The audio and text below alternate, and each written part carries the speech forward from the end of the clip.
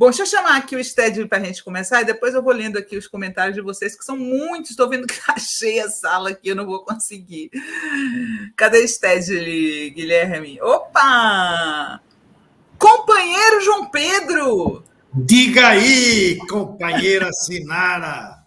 Tudo bem? Que prazer! Quanto tempo que eu tento te entrevistar, viu? É uma honra para mim. Muito obrigado. A vida é dura e os tempos de Covid nos infernizaram com tanta reunião virtual, já não aguento mais. Ah, imagino. Você está morando onde? Na Pompeia, São Paulo. Ah, na Pompeia, olha só, morei aí também.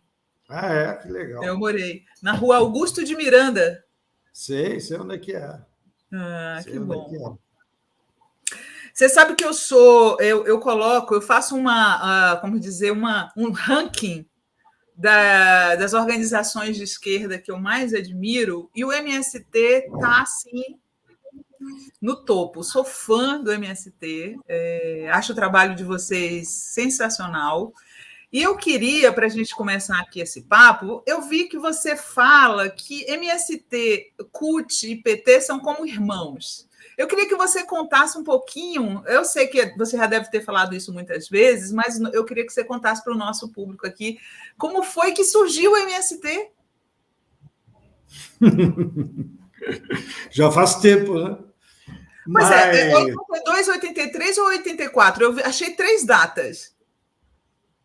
84 foi a primeira reunião que reuniu lideranças de ocupações de terra que vinham acontecendo nos últimos 5 anos, naquela luta contra a ditadura. A 84 foi o primeiro encontro que nos conhecemos. Daí marcamos o Congresso Fundacional, que foi em janeiro de 85, daí já não tinha ditadura. Inclusive, o então presidente Tancredo Neves mandou representante para o nosso Congresso. Mas o principal que eu acho para os que nos acompanham, vou recorrer aos universitários. Nós gostamos muito da teoria que os historiadores marxistas britânicos desenvolveram. Eric Hobsbawm, Giovanni Arrighi, Richard Thompson, Richard Gott, etc., Perry Anderson, quase todos eles já falecidos. E eles analisaram a luta de classes no capitalismo, sobretudo do século XX. Começaram estudando a Europa Ocidental e depois universalizaram. E eles desenvolveram uma teoria que, no capitalismo, a luta de classes, ela se produz como movimento na forma de espiral. Há ondas que sobem, depois confrontos, há refluxos, equilíbrios e assim vai. Ou seja, a luta de classes, ao contrário do que muitos achávamos, não é uma escadinha que a classe trabalhadora vai se organizando, elege vereador, prefeito, governador, presidente. Não é assim. Uhum. Porque sempre do outro lado tem a burguesia e os interesses do capital. Sim. Então, há períodos da nossa história, e essa teoria eu acredito que se aplica ao Brasil, em que o povo brasileiro viveu esse momento de reascenso do movimento de massa, em que todo o povo se mobiliza, se agita e tal. E a minha geração, você é mais jovem, mas se lembra, viveu essa onda do reascenso, que foi de 79 a 89, na luta contra a ditadura, e que produziu, inclusive, aqueles comícios de 1 milhão de pessoas, 2 milhões de pessoas. E essa efervescência da luta de massa e o reascenso do movimento de massa leva, então, a que haja não só lutas de massa, como houveram contra a ditadura, mas faz com que a classe trabalhadora se reorganize em novas formas, que antes estavam abafadas. E essas lutas de massas que geram novos líderes desse povo. Sem luta de massa, não há líder de massa. Então, por que nós somos irmãos do PT, da CUT? É porque essas 3 formas de organização brotaram desse reascenso do movimento de massas aqui no Brasil. E cada quem no seu espaço gerou uma nova forma de organização, como nós lá no campo, como o MST, a CUT como articulando os sindicatos combativos, e o PT com uma expressão nova da esquerda no Brasil. Então, nós somos frutos do mesmo movimento histórico do povo brasileiro que nos gerou. Por isso que estava em ascensão, né? Agora, nesse momento, nós estamos em descenso ou estamos começando a subir de novo? Nós sofremos uma grave derrota. Tá? De 2014 para cá, estamos em descenso. Por quê? A eclosão da crise capitalista afetou a classe trabalhadora. Gerou desemprego, desânimo. Então, a classe recua. Não porque ela quer, é porque... Por isso que é importante entender a teoria sociológica e histórica que explica os movimentos da classe. Então, desde 2014, com a crise econômica, com o golpe contra Dilma, e com, então, o ascenso das ideias fascistas e de extrema-direita, gera, então, um clima na sociedade de refluxo do movimento de massa. E eu acho que agora, de abril para cá, é muito difícil fazer a análise histórica no meio da história, né? Mas eu arrisco a dizer que de abril para cá, com a campanha nacional fora Bolsonaro e com aquela vontade política da militância que foi às ruas, nós reequilibramos a correlação de forças e estamos ganhando a hegemonia das ideias na sociedade.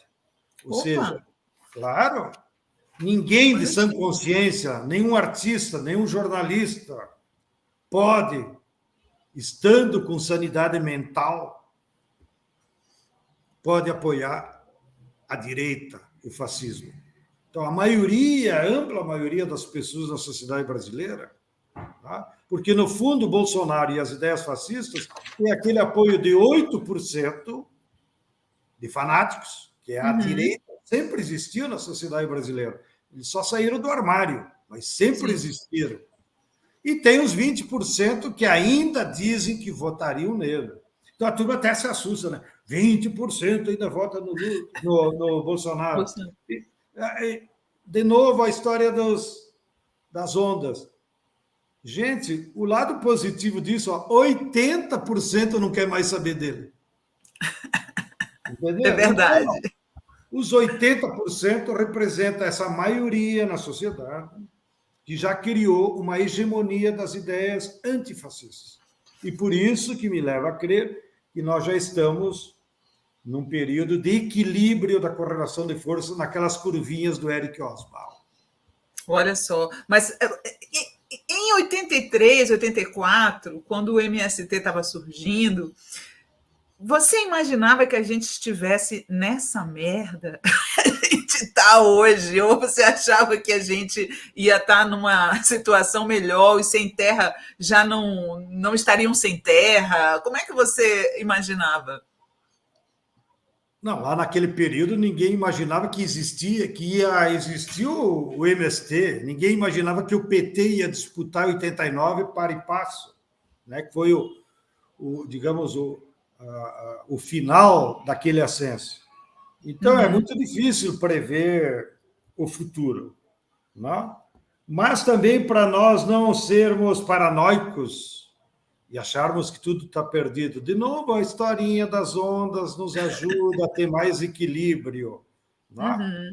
E apesar de que a direita saiu do armário e teve a coragem de se expor, mas essa direita só pôde chegar ao Palácio do Planalto porque a burguesia brasileira fez essa opção. Então, esse movimento de extrema-direita, representado pelo bolsonarismo, é parte da crise de dominação da burguesia brasileira, que tiveram que apelar para a sua pocilga para impedir que o Fernando Haddad retomasse os rumos de um projeto progressista. Mas não se assustem. O principal também que nós temos que entender que esse tipo de crise e essa emergência de ideias fascistas, elas também fazem parte da crise do capitalismo, da crise de dominação do Estado burguês. E isso nos coloca também como reflexão para o futuro, que daqui para diante nós vamos ter que melhorar a nossa organização, não só para retomar as lutas de massa no Brasil, que isso então vai produzir o ascenso de massas, vai produzir novos líderes, novas formas de organização, inclusive, mas também está colocado na agenda desse tempo histórico é que nós temos que discutir um novo projeto para o Brasil.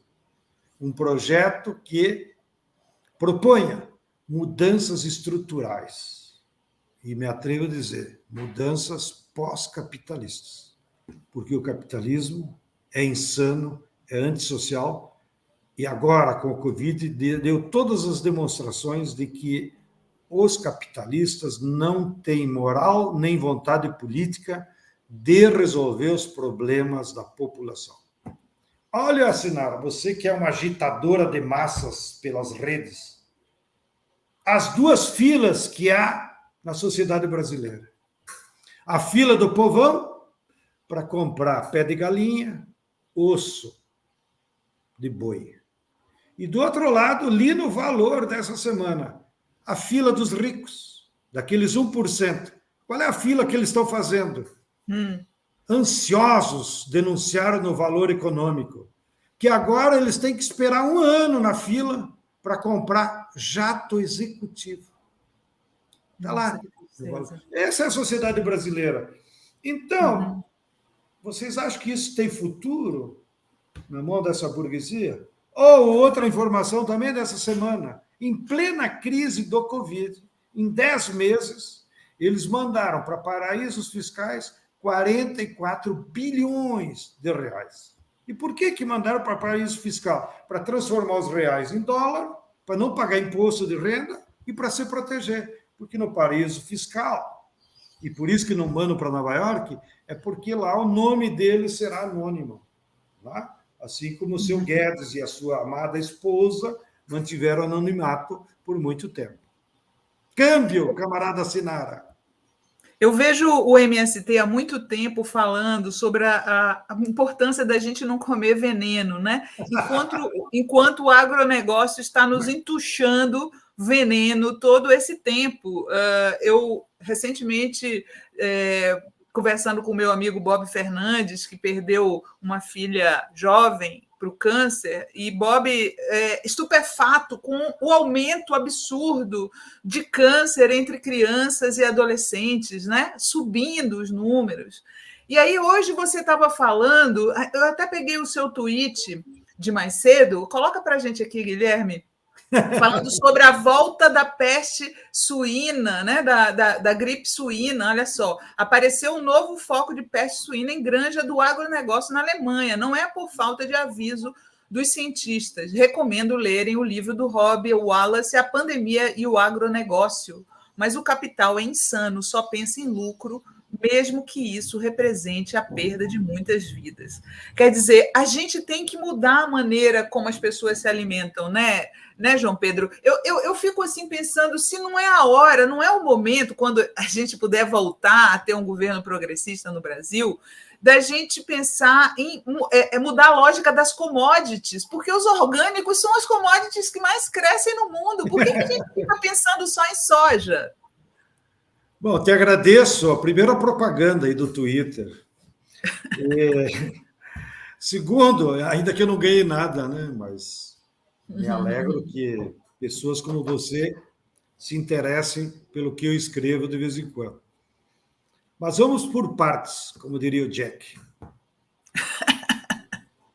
Primeiro, está comprovado cientificamente que o glifosato, que é a matéria-prima básica de todos os agrotóxicos, ele causa câncer. Comprovado nos Estados Unidos, na Europa, por 1.001 cientistas. Atenção, Sinara, nos Estados Unidos é o fazendeiro que sobe no trator, porque lá o modelo é o modelo Farmers. Então o cara tem 500 hectares, mas ele e os filhos sobem no trator. E o que aconteceu nos Estados Unidos? Esse farmers, empresário do campo, mas que trabalha, passa veneno e ele pegou câncer pelo glifosato. Aqui no Brasil, o dono da fazenda bota os peão, que é o primeiro sintoma de doença, joga ele lá na fila do SUS e se livra dele. Mas o que eu queria chamar a atenção? Nos Estados Unidos, já que é referência para muita gente, como o senhor Guedes, 42 mil fazendeiros entraram na justiça contra a Bayer, que agora assumiu o patrimônio da Monsanto lá, e ganharam uma indenização coletiva de 10 bilhões de euros, porque comprovaram, com atestado médico, de que adquiriram câncer em função do agrotóxico que eles aplicaram da Bayer. Imagine se nós tivéssemos esse direito aqui. Fecha parênteses. Segundo, esse professor da Universidade da Califórnia, Wallace, que botei no Twitter, ele tem um livrão de 700 páginas que eu citei.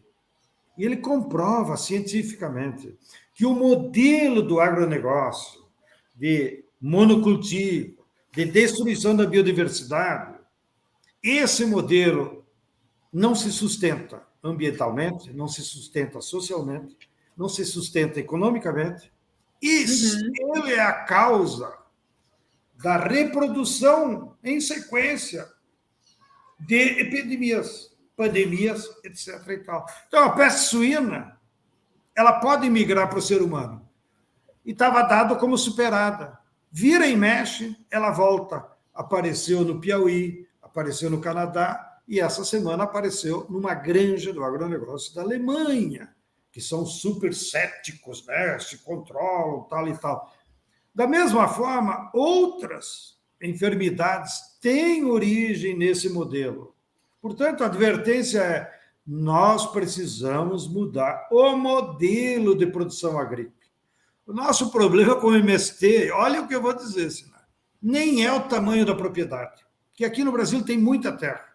Então, se o sujeito quiser ter 1.500 hectares, tenha seus 1.500 hectares. Essa foi a nossa proposta lá na Constituinte de 88, já que tu gosta de história.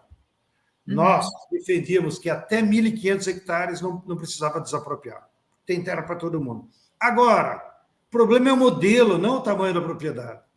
E, portanto, você, em áreas até 1.500 hectares, tem que desenvolver a produção de alimentos e não de commodities. Aí está outra diferença. Alimento é alimento.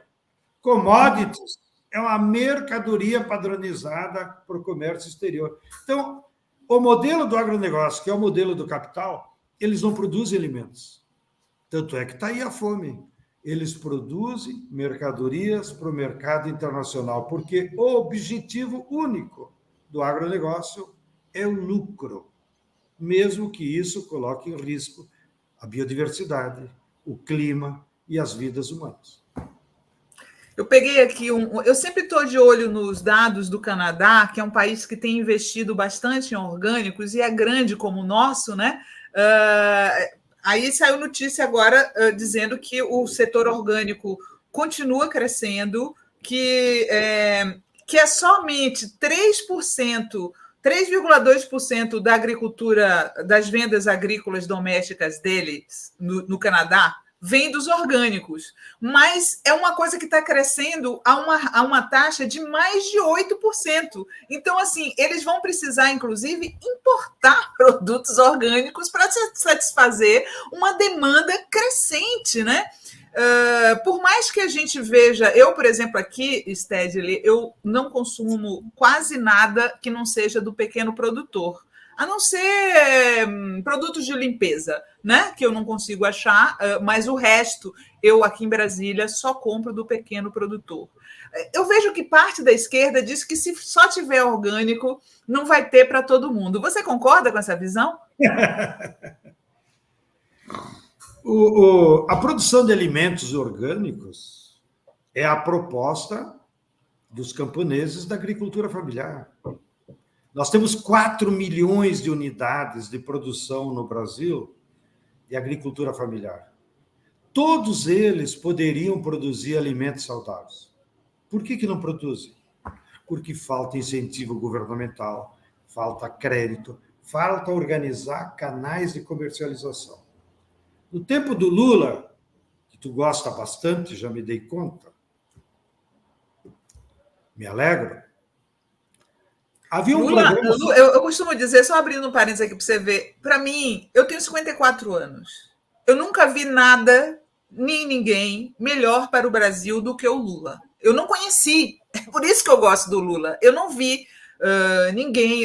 A Dilma foi uma boa presidenta para o meu ponto de vista, mas ainda assim, o Lula teve um papel que, sei lá, o Lula proporcionou uma felicidade generalizada, sabe, Stedley, que eu nunca conheci, nem antes nem depois.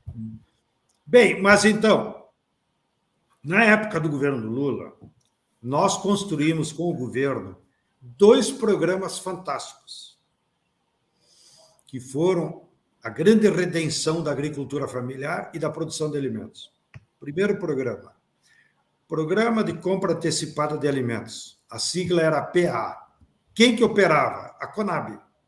Então, a Conab chegava numa associação de pequenos agricultores, ou mesmo contratos individuais lá no sindicato, e ela fazia o contrato em que você tinha segurança que poderia vender tudo que você produzisse de alimentos. Quando você entregava esses produtos, a Conab dizia: entregue em tal hospital, entregue em tal escola, entregue na associação de tal bairro. Então, percebe, os alimentos saíam direto da roça para o consumidor de forma coletiva, o que ajudava a organizar a sociedade. Bem, e ao entregar esse produto, assinava a nota lá do produtor, o agricultor ia numa caixa econômica ou no correio e recebia à vista. Isso substituía, inclusive, as operações de crédito muito burocratizadas com juros do banco. Bem, mas o que eu queria chamar a atenção, naquele período, a Conab chegou a comprar 367 tipos diferentes de alimentos. Olha a riqueza da nossa culinária. 367 tipos diferentes. Claro que tem as diferenças dos biomas, né? Nem todo mundo precisa comer tudo isso, né? Mas somado dá isso, né?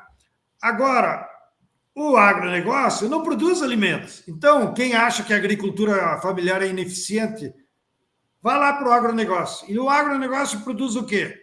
Cana, algodão, soja, milho e pecuária extensiva. Então, amanhã de manhã, no seu café da manhã, dona Sinara, e quem te disse essa besteira aí, pergunta se no café da manhã do povo brasileiro está um desses 5 produtos. Tá? Então, essa é a diferença. Aqui não se trata de decidir se a agricultura familiar tem capacidade ou não. É claro que tem. O que falta é organizar, né, a produção para atingir. Inclusive, com um detalhe a mais. Adotando os métodos de agroecologia para produzir esses alimentos saudáveis, sem venenos, nós triplicaríamos a necessidade de mão de obra no campo. Então, o povo não precisaria ir para a favela. Não? Exato. Olha aí. O povo ficaria lá produzindo alimentos. Tem uma pergunta aqui para você que mandou, o Mário Pradal mandou um superchat para você, falando assim: boa tarde, Sinara, João Pedro e companheiros. Sempre pergunto nas lives que vejo que o vice de Lula deve vir de grupos sociais, o MST, por exemplo. O que é que você acha? Eu acho que o Lula vai escolher o vice de acordo com as necessidades de construir essa grande aliança nacional. Mas não se preocupem, o principal não é o vice. Não? E por isso, como parte da Frente Brasil Popular, nós nunca colocamos na pauta dos movimentos populares a disputa eleitoral ou de vice. Porque, além desse fator que eu falei, que o vice tem que ser parte da aliança social que deve ser construída, o fundamental, que aí sim os movimentos populares devem participar ativamente, é nós construir um novo projeto de país. E um novo projeto de país, Sinara, Não é apenas nós encomendar para alguns professores da universidade, o pedir para o Aloysio Mercadante lá resumir na Fundação Perseu Abramo uma proposta de governo. Isso pode até ter, porque na liturgia de disputa eleitoral os candidatos têm que ter lá o famoso programa, que ninguém lê e não serve para nada. Quando eu estou falando de projeto para o país, é que os movimentos populares e a militância de esquerda em geral, nós temos no ano que vem de arregaçar as mangas, criar comitês populares e discutir, junto com a eleição do Lula, o que precisa ser feito no país. O que precisa ser feito para resolver os problemas. Mas é o povo que tem que assimilar, aprender, no sentido paulo freireano, essas ideias. Porque um projeto de país não é uma atividade de partido nem de intelectuais. Um projeto de país é uma proposta política da classe trabalhadora para salvar a sociedade. E ela só tem viabilidade? Não basta o Lula ganhar as eleições, que vai ser difícil. Ela só terá viabilidade se durante a campanha o povo participará e disser, bom, para que 10 milhões de famílias que hoje não têm casa tenham casa, o que é preciso ser feito? Não? Para que os 4 milhões sem terra tenham terra, o que precisa ser feito? Para que os milhões de brasileiros não tenham que pagar esse absurdo de passagem nos ônibus, o que tem que ser feito? Para que as mulheres da periferia tenham ciranda infantil para os seus filhos e elas poderem ir trabalhar o dia inteiro tranquilas, o que tem que ser feito para ter escola infantil em todos os bairros? Então, essas ideias é que nós temos que debater.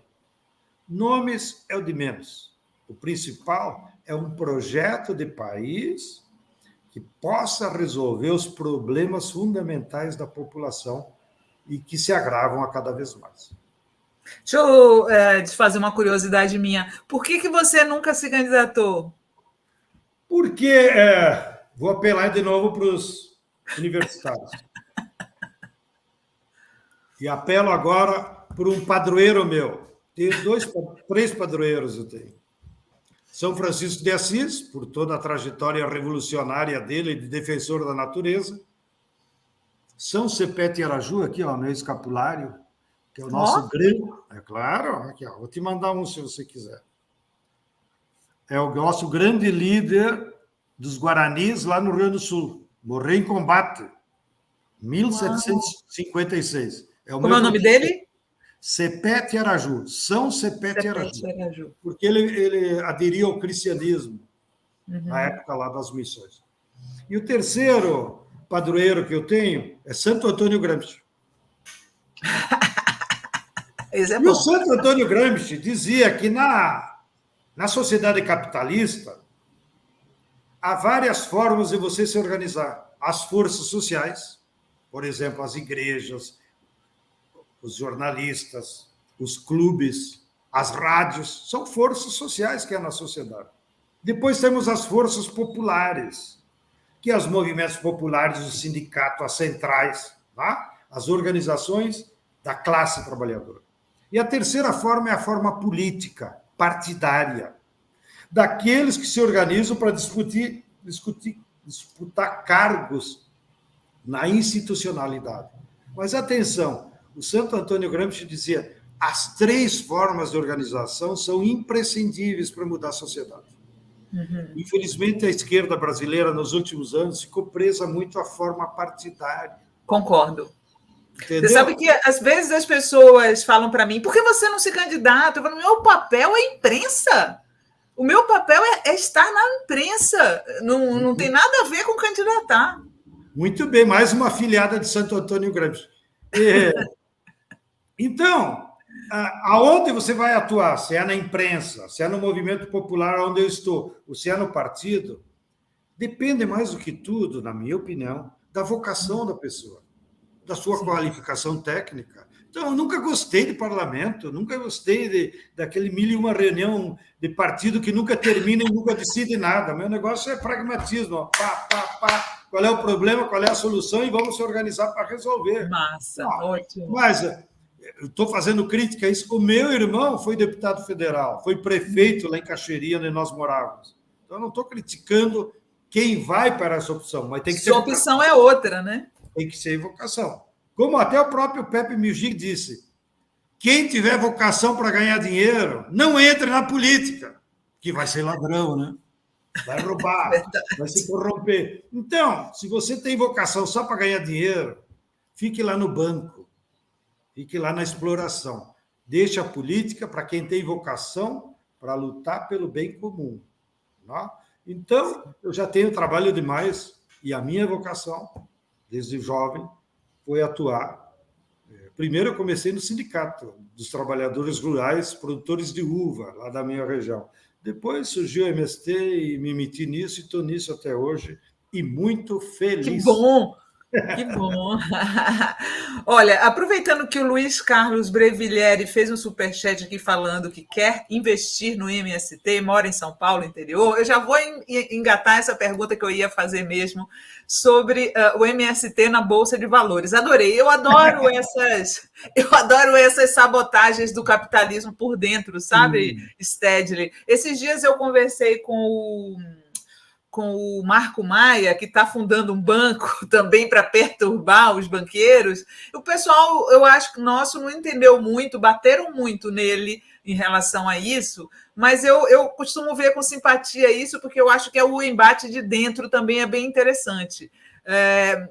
Como é que faz? Como é que é esse negócio do MST na Bolsa? Se eu quiser comprar ações do MST, eu posso?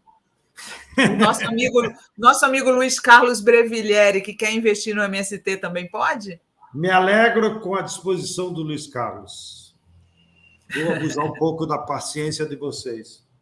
Nós, nos últimos períodos, desde a queda da Dilma, nossas cooperativas praticamente não tiveram acesso mais a nenhum crédito para projetos de agroindústria, para aumentar a escala dos alimentos. Até porque muitas cooperativas estão num patamar muito grande. Você sabe que nós somos os maiores produtores de arroz orgânico da América Latina. Sim. E como é que tu beneficia arroz? Tem que ter máquina.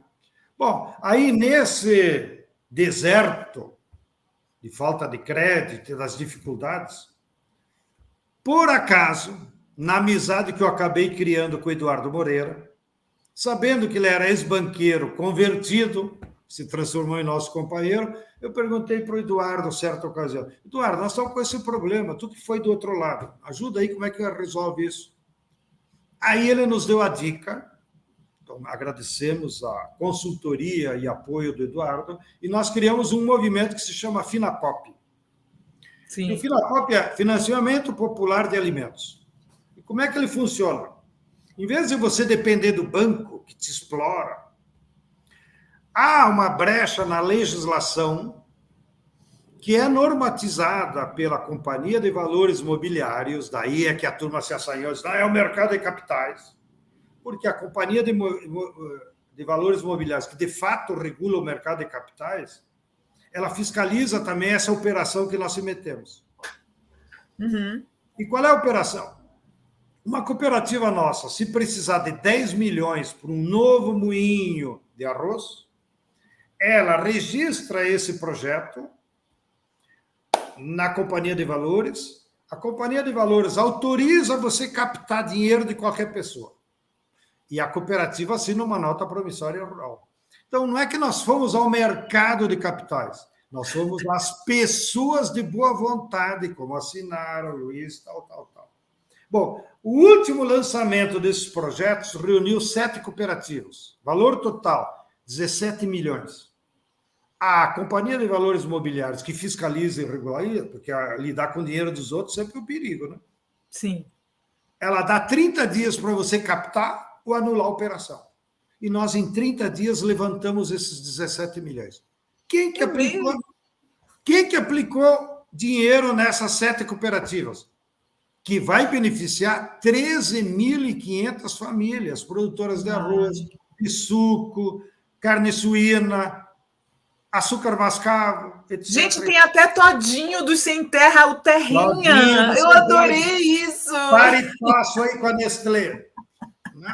Adorei. Eu para mim, só comprava tudo do MST. Adorei essa história do todinho do MST. Quando eu Tá estive no vendo? Nordeste, eu vi que vocês também estão produzindo farinha de cuscuz do MST. Eu Farinha de achei. cuscuz, mel do Nordeste, que é uma delícia, porque em geral são frutas, são flores silvestres, típicas lá do semiárido, então dá um sabor especial ao mel. É o melhor mel que nós temos no Brasil, é o do Nordeste. Mas terminando a minha Sim, explicação. continue, eu te interrompi. Então, 6.000 pessoas, Sinara, aderiram a essa proposta do Finapop, que deram, em média, cada um R$ 2.000, e que no total deu 17 milhões. Qual é o nosso compromisso e que tem que registrar na Companhia de Valores? Nós vamos pagar 5,5% de juros, que é o que o Pronaf nos cobra também. Então, para nós, não altera muito a taxa de juros. Porém, para quem investiu, que tinha 2.000 na poupança, ele recebia lá na poupança 2% de juros. E agora, o dinheiro dele, em vez de ajudar o Bradesco a financiar a mansão do seu Bolsonaro, o BRB aí de Brasília financiou parte da mansão do Bolsonaro, esse dinheiro vai financiar a produção de alimentos, porque a cooperativa tem que dizer, ó, com esse dinheiro eu vou aumentar tanto a produção de arroz, tanto a produção de carne suína e assim por diante. Então, diz para o companheiro aí entrar na finapop.com.br. Eu acho que isso já é suficiente para ele localizar. Mas, na pior das hipóteses, depois eu mando o correio certinho aí para você, e você ajuda a fazer propaganda. E logo, logo nós vamos emitir outros projetos, né? E daí vamos publicitar. Isso tudo é público, tudo é transparente, né? Não é nenhum segredo. A Elisângela Mello disse que o Stedley é um patrimônio brasileiro, admiro muito. Não é só você, não. Tá bom, vou mandar o Todinho para ela também. O Todinho nosso se chama Sem Terrinha. Ai, muito fofo. Eu queria pedir para o Guilherme colocar a notícia do prêmio que recentemente o MST ganhou, da OIT. Olha só, MST recebe Prêmio de Justiça Social da OIT, Organização Internacional do Trabalho, pela atuação na defesa da classe trabalhadora no Brasil. Isso foi em outubro agora, a cerimônia de premiação aconteceu dia 22, virtualmente, né? De certa maneira, João Pedro, o MST parece que é mais reconhecido lá fora do que aqui dentro, né? Aqui dentro, transformaram os sem terra, que são famílias, crianças, idosos, que plantam, agricultores, como se fossem bandidos, né? Você acha que isso está mudando? Bom, vamos por partes de novo. O MST só existe por conta da solidariedade da sociedade brasileira. Solidariedade da classe média, solidariedade das igrejas e solidariedade do povo brasileiro. Então, o povo brasileiro sempre gostou do MST. Quem nos odeia é a burguesia. Eles nos odeiam. E a burguesia brasileira expressa o seu ódio através da sua língua, que é a Globo, que é a Veja, que é Isto É, que são os grandes jornalões. Então, a burguesia usa os meios de comunicação para nos atacar. Mas, olha, se fosse verdade tantas mentiras que eles disseram sobre nós, o MST já tinha acabado. E nós, a cada ano, né, crescemos cada vez mais. Como dizia o saudoso Adão Preto, que era o nosso deputado aí. Lembro, maravilhoso Adão Preto. O Adão Preto tinha uma sacada assim, diz, o MST é igual o bolo da vovó, quanto mais bate, melhor fica. Mais cresce. Mais cresce. Então, é assim. Agora, nós recebemos a solidariedade, é de classe. Nós nunca vamos esperar que a Globo fale bem de nós. Deixa ela com o agronegócio, porque ela vai ir para a lata do lixo junto com o agronegócio, junto com tudo que tem de porcaria no Brasil. Nós estamos fazendo o nosso trabalho, não estamos procurando propaganda para ninguém. E, felizmente, seja no exterior, seja aqui no Brasil, nós temos recebido reconhecimento de muitas forças, que isso para nós é energia. Então, esse ano recebemos esse prêmio da OIT, que é a Organização das Nações Unidas para o Trabalho, recebemos um prêmio da Espanha, que está mais vinculado ao trabalho com migração, né, com o pessoal mais... Mas aqui no Brasil também vira e mexe. Nós não nos queixamos e não estamos buscando vaidades pessoais, nem vanglorismos, nem protagonismos, mas nós não podemos nos queixar. O povo brasileiro sempre nos ajudou, e a sociedade brasileira também. E é por isso que nós estamos aqui. É isso aí. A Carolina mandou aqui uma doação, obrigada, Carolina. E tem mais uma pergunta aqui da Maria José Rosa Teixeira. Concordo com a Sinara que é importante ocupar os espaços do capital, mas com uma visão diferente, o bem-estar coletivo e não de alguns poucos. Não é bem uma pergunta, é um comentário aqui. Cláudia Magalhães fala: eu aderi com muito orgulho, manda o todinho para mim também.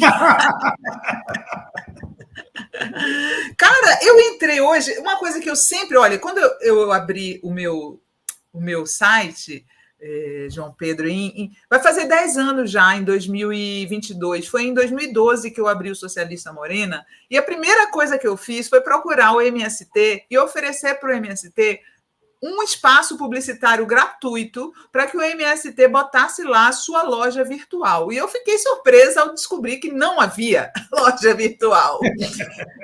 E agora eu fiquei muito contente de ver que, além dos armazéns do campo, né, são quantos? São 34 pontos em 13 estados, né, do Armazém do Campo. Tem também uma loja virtual, Armazém do Campo, deixa eu dizer para vocês aqui, Armazém do Campo.shop, onde as pessoas podem comprar os produtos do MST e também boné, todas essas coisas que a gente queria sempre, né? Usar o boné do MST, usar o avental do MST, tudo vocês podem comprar lá nesse endereço, armazémdocampo.shop, tá? E para minha surpresa, eu vi que tinha umas cestas de Natal, gente, já está tudo esgotado? Que negócio é esse, João Pedro? Duas coisas. Primeiro, os armazéns de campo é muito mais a vitrine para mostrar para a sociedade que nós estamos produzindo. Mas a grande meta do MST e dos nossos assentamentos é produzir para a sociedade, em larga escala. Tá? Então, o nosso objetivo principal é botar os nossos produtos na merenda escolar, que daí vai para as crianças. Botar os nossos produtos no PAA, que esperamos que volte com o governo Lula. Então, o Armazém do Campo é muito mais propaganda, né? É a nossa vitrine, que nós até não estamos muito acostumados, como você mesmo disse. Né? Porque no fundo, mas eu acho que tem gente do mundo todo querendo comprar boné, comprar camiseta de vocês, né? Sim, mas esse não é o nosso objetivo principal como movimento, é isso que eu quero dizer, até porque a nossa base é camponesa, não é comerciante. Então, às vezes faz... Tá, e nós somos o maior produtor de arroz orgânico da América Latina. Ninguém se lembra de fazer propaganda disso. A nossa cooperativa de suco de uva orgânico, lá do Sul, ganhou a medalha de ouro, é o melhor suco de uva das Américas. E se é das Américas, é do mundo, porque a Europa não faz. É verdade, porque a Europa não faz suco com uva, né? Faz vinho. Bom, então, eu concordo contigo e faço isso como autocrítica, que, de fato, nós teríamos um potencial bem maior para fazer propaganda, para vender. Mas como nós sempre fomos focados... Como é que diz os publicitários? Reposicionamento da marca. Eu tenho um filho que é publicitário, mas eu não gosto muito dos publicitários. Eles são treinados na faculdade para enganar os outros. Nós precisamos vender comida boa para chegar no povão, naquele que agora está passando fome. Essa é a nossa missão, e nós esperamos logo, logo...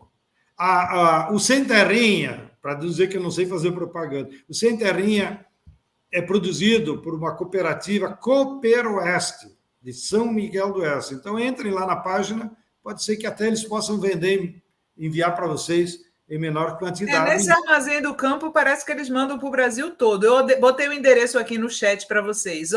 A Maria José Rosa Teixeira está pedindo, João Pedro, por favor, fale também sobre as doações de alimentos do MST. Parabéns e viva o MST.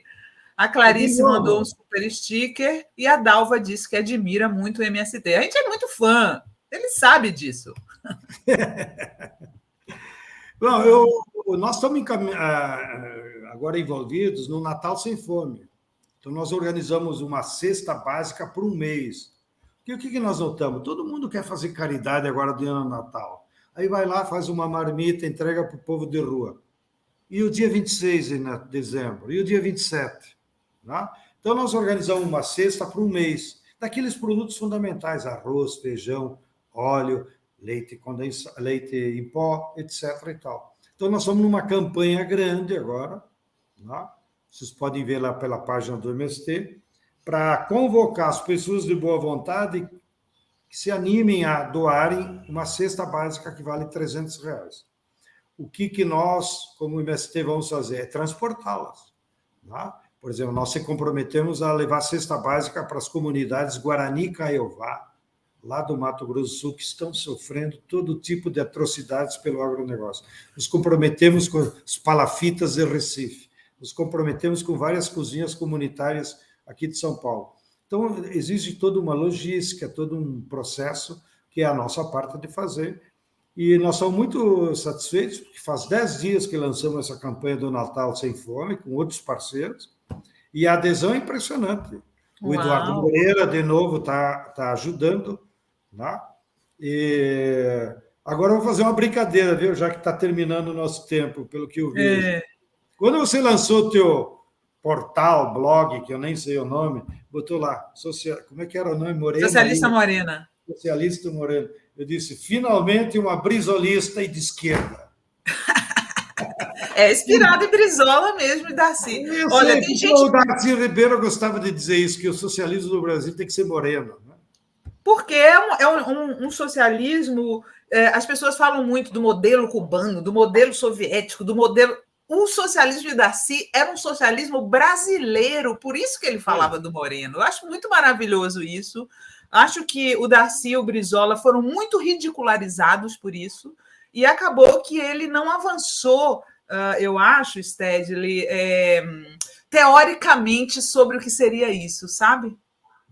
É que nenhum dos dois eram grandes intelectuais no sentido de produção teórica, mas os dois nos deixaram um grande legado de homens públicos, de pensar o Brasil, de pensar o povo, né? E nós adotamos em todas as nossas escolas, todo militante do MST é obrigado a ler o livro do Darcy Ribeiro. O Povo Brasileiro. O PT devia ter feito isso no ensino médio em todo o Brasil, né? Exatamente. Eu vou até mais. Eu digo sempre, quando nós tivermos um governo realmente popular, uma correlação de forças diferente, quando a família fosse no cartório registrar os filhos, o dono do cartório ia entregar o certidão e um livro Povo Brasileiro.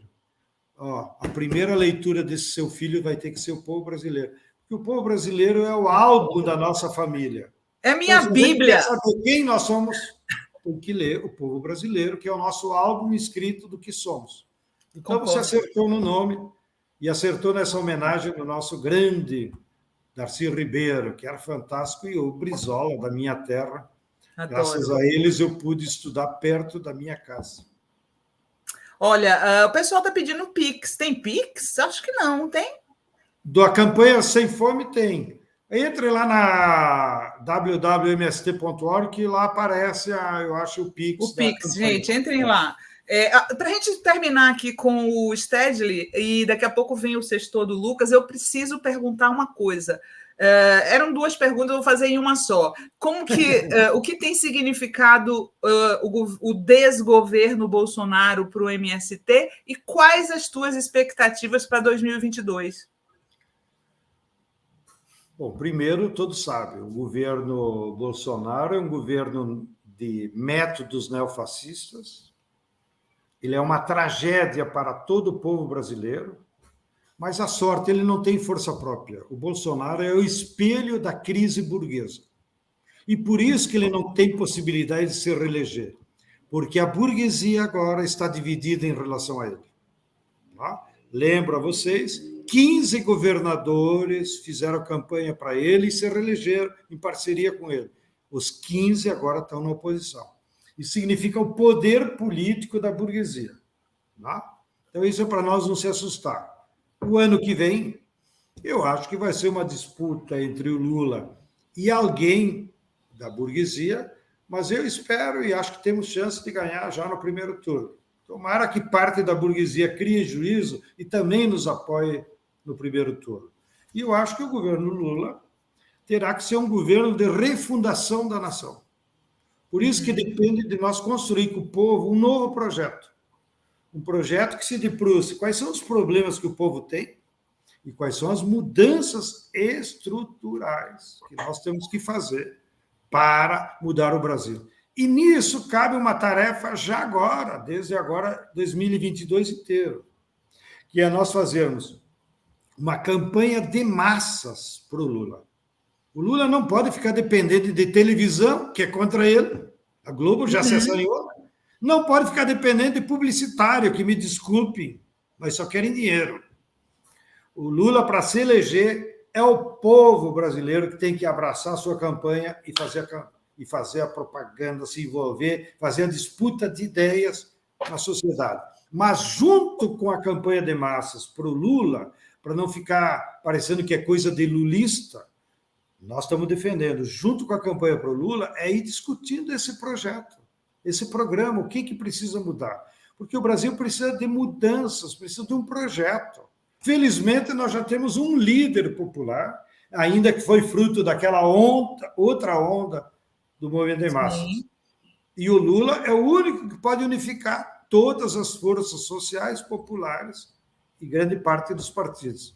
Por isso que ele tem essa missão agora, de conduzir essa força para um novo projeto de país. Então, eu estou muito otimista, vamos arregaçar as mangas, e 2022 será de grandes trabalhos de conscientização e de organização do nosso povo, para 2023 nós virar a página e começar um novo país.